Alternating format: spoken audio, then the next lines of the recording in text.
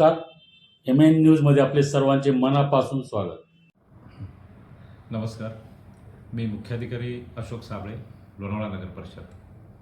काल आपल्या नगर परिषदेमध्ये आपल्या उपविभागाचे उपविभागीय अधिकारी श्रीयुत सुरेंद्र नवले सर यांनी SIR ही जी प्रक्रिया सुरू आहे तर याच्याबाबत खूप चांगल्या पद्धतीनं माहिती जी आहे तर ती सर्व नागरिकांना आणि आपल्या सन्माननीय सदस्यांना दिली.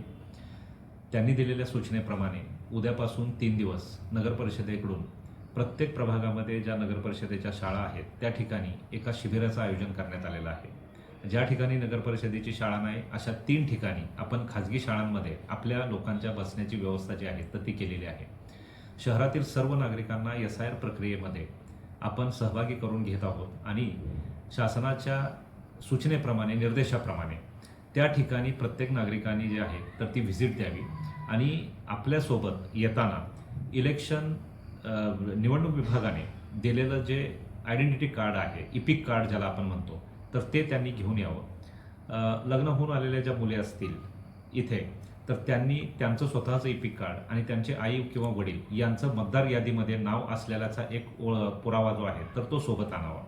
याच्यामुळे जे मतदार 2002 नंतर मतदार यादीमध्ये आलेले आहेत तर त्यांच्या नावाशी त्यांचे आई वडील आजी आजोबा यांच्याशी लिंक करणं, ज्याला आपण प्रोजेनी ॲड करणे म्हणतो, तर हे करणं आम्हाला शक्य होणार आहे.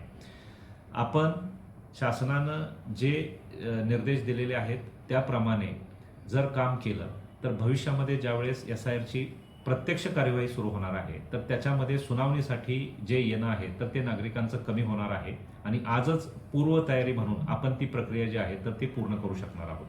त्यामुळे माझं शहरामधल्या सर्व नागरिकांना विनंती आहे की आपल्या प्रभागामध्ये ज्या ठिकाणी BLO आणि नगर परिषदेचे कर्मचारी SIRचं कामकाज करण्यासाठी बसलेले आहेत तर त्यांच्याकडे आपण आपले इलेक्शनचे इपिक कार्ड आणि आपले आई वडील किंवा आजी आजोबा यांच्या इपिक कार्डचा पुरावा हे घेऊन आपण त्या केंद्राला किमान 1 दिवस तरी भेट द्यावी आणि आपल्या नावाची खात्री जी आहे तर ती आपण त्या मतदार यादीमध्ये करावी.